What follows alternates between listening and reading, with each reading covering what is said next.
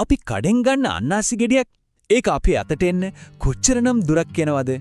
ඒක නිකන් ගමනක් නෙවෙයි. හරිම පුදුම හිතෙන කතාවක් තියෙනවා ඒ පිටිපස්සේ. අපි අද බලමු මේ කතාව මොකක්ද කියලා. කවදා හරි වෙළඳ පොලෙන් අන්නාසි ගෙඩියක් අතට අරගෙන හිතලා තියෙනවද මේ පළතුර පිටිපස්සේ කොයිතරම් ලොකු විද්‍යාවක්, සැලසුමක්, කැපවීමක් තියෙනවද කියලා? ඒක නිකන් පළතුරකට වඩා ගොඩක් එහා ගිය දෙයක්. අපි අද ඒ ගමන ගැන තමයි හොයලා බලන්න යන්නේ. හොඳයි, එහෙනම් කතාව පටන් ගමු. මුලින්ම අපේ කථානායකයෝ අඳුනගන්න එපයි. ඒ තමයි අන්නාසි. හැබැයි අන්නාසි කිව්වට එකම වර්ගයක් නෙවෙයි තියෙන්නේ. ලංකාවේදී විශේෂයෙන්ම වැදගත් වෙන ප්‍රභේද දෙකක් ගැන තමයි අපි වැඩිපුර අවධානය යොමු කරන්නේ. විද්‍යාත්මක නම තමයි Ananas camosus. නම ටිකක් අමාරුයි වගේ නේද? මේකේ මූලාරංගය වෙන්නේ ඈත බ්‍රසීලියේ. බ්‍රොමීලියාසියේ කියන ශාක කුලයට තමයි මේ රසවත් පළතුර අයත් වෙන්නේ. ඉතින් එහි ඉඳන් තමයි ලෝකේ පුරාම මේක පැතිරලා තියෙන්නේ.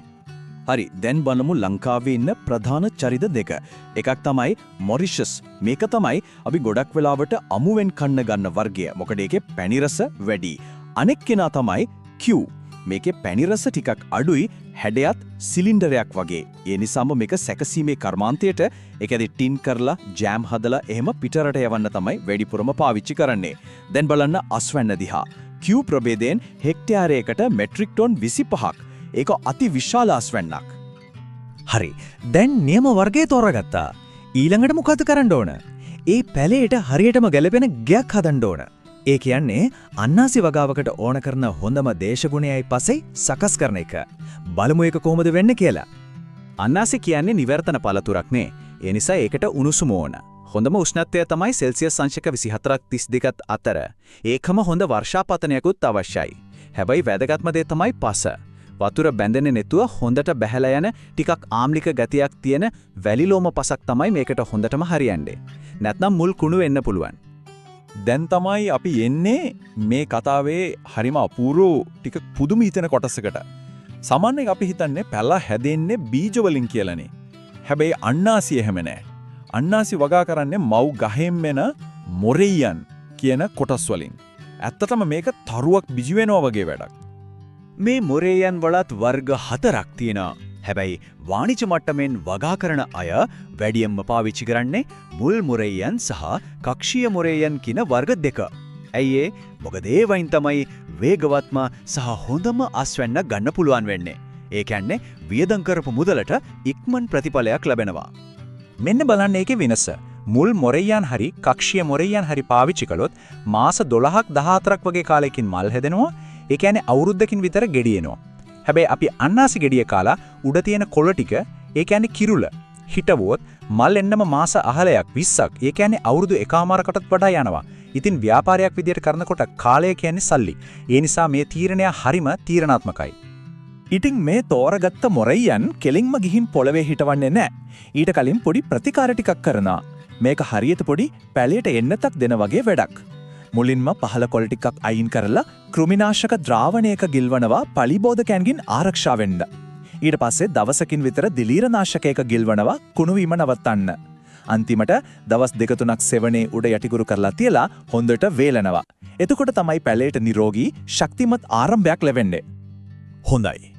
දැන් නිරෝගී පැලයක් පොළවේ හිටවුවා. එතනින් වැඩේ ඉවරද? නෑ.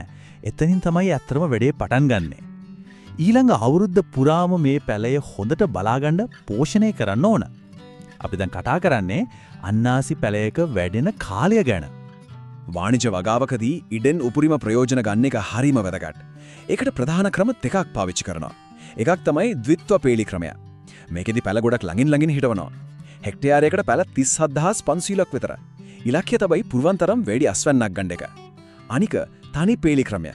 මේකෙදි පැලාතර පරතරය වැඩි, ඒ නිසා වගාවට ඇතුල් වෙන්නේ නඩත්තු කරන්න පහසුයි. හැබැයි අස්වැන්න ටිකක් අඩුයි. නියම අස්වැන්නක් ගන්න නම් නියම පෝෂණයක්ත් දෙන්නම ඕන. මේ බලන්න තෙත් කලාපයේ වගාවකට නිර්දේශ කරලා තියෙන පොහොර කාල සටහන. මේක හරියට කෑම වට්ටෝරුවක් වගේ. මාසයක් ගියාම යූරියා ග්‍රෑම් 10යි, TSP ග්‍රෑම් 5යි, MOP ග්‍රෑම් 15යි හැම දෙයක්ම කිරලා මැනලා නියම වෙලාවට තමයි පැලයට දෙන්නේ. මේකින් පේනවා නේද හොඳම වර්ධනයක් ලබා ගන්න කොච්චර සූක්ෂමව මේ පෝෂණ කළමනාකරණය කරනවද කියලා. හරි. දැන් තමයි අපි එන්නේ මේ මුළු ක්‍රියාවලියම තියෙන පුදුමම හිතනේ. විද්‍යාත්මකම කොටසට. මෙතනදි තමයි මිනිස්සයා ස්වභාව දහමට පොඩි මැදිහත් වීමක් කරලා ඒක පාලනය කරලා Tamanට ඕන විදිහට අස්වැන්නක් ලබා ගන්නෙ. බලමු මොකක්ද ඒ රහස කියලා. හිතන්නකෝ අක්කර ගානක අන්නාසි වගාවක් තියෙනවා කියලා. එක පැලයක් අද මල් පිපෙනවා, තව එකක් සතියකින්, තව එකක් මාසයකින්. එහෙම වුණොත් අස්වැන්න නෙලන්න කොච්චර අමාරුද? වියදම කොච්චර වැඩිද? අන්න ඒ අසමානතාවය මගහරවන්න තමයි වාණිජ වගාකරුවන් කෘත්‍රිමව මල් පිපිවීම කියන දේ කරන්නේ. මේක ඇත්තටම දක්ෂ උපක්‍රමයක්. පැලේ කොළ 35ක් 40ක් විතර ලොකු වුණාම වගාකරුවන් ඉතෙෆෝන් වගේ විශේෂ රසායනික ද්‍රව්‍යයක්, ඒ කියන්නේ ශාක හෝමෝනයක් වතුරේ දිය කරලා කෙලින්ම පැලේ මැදට අර ගොබය වගේ තියෙන තැනට වත් කරනවා. මේකෙන් වෙන්නේ පුදුම දෙයක්. මුළු වගාබිමේම තියෙන පැල ඔක්කොම එකම වෙලාවක මල් පිපෙන්න පටන් ගන්නවා. ඉතින් ප්‍රතිඵලය මොකද්ද? එකම දවසේ එකම පාරින් කපා ගන්න පුළුවන් කාර්යක්ෂම දෙවන්ත අස්වැන්නක්. අන්නේ සූක්ෂම විද්‍යාත්මක ක්‍රමේ ප්‍රතිඵලයක් තමයි මේ දකින්නේ. Q ප්‍රභේදයෙන් හෙක්ටරයකට ලබා ගන්න පුළුවන් මෙට්‍රික් ටන් 25ක දෙවන්ත අස්වැන්න. මේකෙන් පේනවා නේද? නිවැරදි කළමනාකරණයෙන් කොච්චර දෙයක් කරන්න පුළුවන්ද කියලා. හැබැයි හැම සුරංගනා කතාවකම වගේ මේ කතාලේ දුෂ්ට චරිත ඉන්නවා. අන්නාසි පැලයක් වැඩෙන මේ කාලය පුරාවම එකට මුහුණ දෙන්න වෙන අභියෝග සහ තර්ජන තියෙනවා. අපි දැන් අවධානය යොමු කරමු ඒ වගා බිමේ ඉන්න දුෂ්ටයන් ගැන. ඉතින් මේ ගමන හැම වෙලටම මල් පාරක් නෙවෙයි. පැලේ හිටවලා පෝෂණය කරලා මල් පිපෙව්වට පස්සෙත් අනතුරු තියෙනවා. ඉතින් මේරු ගෙඩියක් වෙනකම් යන ගමනේදී අන්නාසි පැලයකට මුහුණ දෙන්න වෙන ප්‍රධානම අනතුරු මොනවාද? මෙන්න ඉන්නවා ප්‍රධාන මහතුරා. පිටි මකුණා. එහෙමත් නැත්නම් මීලිබග්. මේ පුංචි කෘමියා තමයි ලොකුම හිසරදය. ගෙඩි, කොළ, කිරුළ හැමතැනම මෙයාලා ඉන්නවා.